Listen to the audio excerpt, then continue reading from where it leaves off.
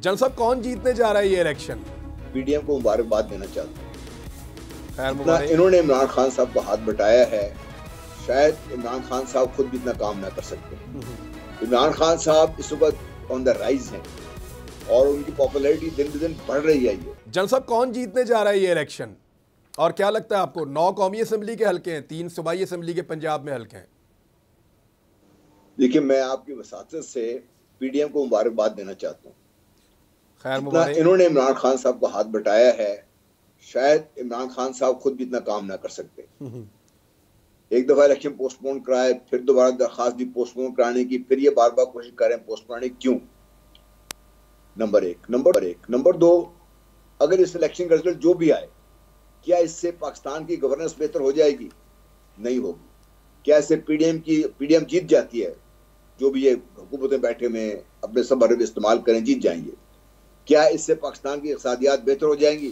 क्या इससे पाकिस्तान को पॉलिटिकल स्टेबिलिटी मिल सकेगी? नहीं होगा। इसमें इमरान खान साहब इस वक्त ऑन द राइज हैं और उनकी पॉपुलैरिटी दिन ब दिन बढ़ रही है। ये सब उनसे खाइफ हैं और जिसकी वजह से उनका मुकाबला करने के बजाय कभी एक इल्ज़ाम कभी दूसरा इल्ज़ाम उनके ऊपर इस हद तक भी गए हैं कि इनको उन्होंने यहूदी का एजेंट करार दिया, फिर कहा कि ये आए हुकूमत में इसलिए है कि पाकिस्तान का इस्लामी तशद्दुद खत्म किया जाए।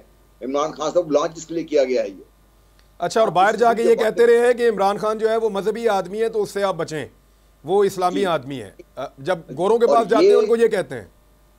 जब आप इस जगह इतने इस चीज पे आ जाते हैं तो आपका मतलब आपने शिकस्त तो ज़हनी तौर पे तस्लीम कर ली हुई है। अब इसके जो रिचुअल्स हैं वो बाकी हैं। आप जनरल इलेक्शन आज कराएं, जनरल इलेक्शन 2 महीने बाद कराएं, जितना देर आप करते जा रहे हैं आप पाकिस्तान का नुकसान बढ़ाते जा रहे हैं। इस पीडीएम की गवर्नमेंट को, जो इमरान खान साहब ने कहा था ना कि सिर्फ एनआरओ की, तो क्या जनरल साहब पाकिस्तान के तमाम स्टेक होल्डर्स को इस बात का इदराक हो रहा है कि जनरल इलेक्शन देर से होने की वजह से पाकिस्तान का नुकसान हो रहा है? जी, मैं समझता हूं कि बहुत ज्यादा इदराक भी हो रहा है और उनके लिए ये इम्पोर्टेंट भी है कि ये हो जाए फ्री एंड फेयर, ताकि उनके ऊपर जिस किस्म की क्रिटिसिज्म है वो हर खत्म हो जाए इसके बीच में से। हाँ जी, वो ये ना हो कि अगले 5 साल के लिए फिर एक नए बहुतान के साथ जिंदगी आगे बढ़े। वो नहीं होना चाहिए।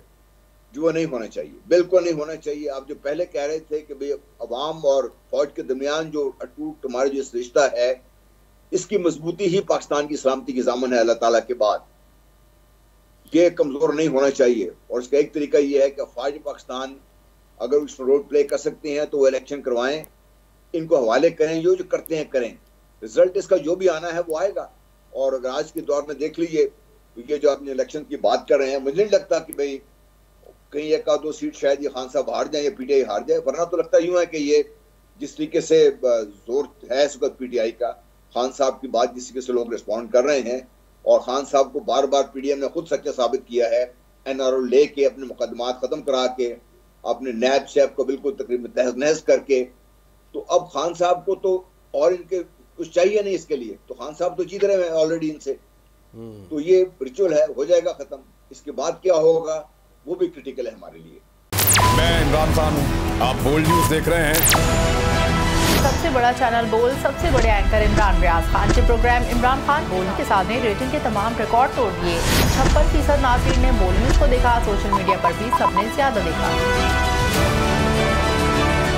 सबसे ज्यादा व्यूज, सबसे ज्यादा रील्स और सबसे ज्यादा रेटिंग के साथ बोल अब भी नंबर 1 पोजीशन पर बरकरार। सब्सक्राइब करें और बेल दबाएं ताकि कोई खबर रह न जाए।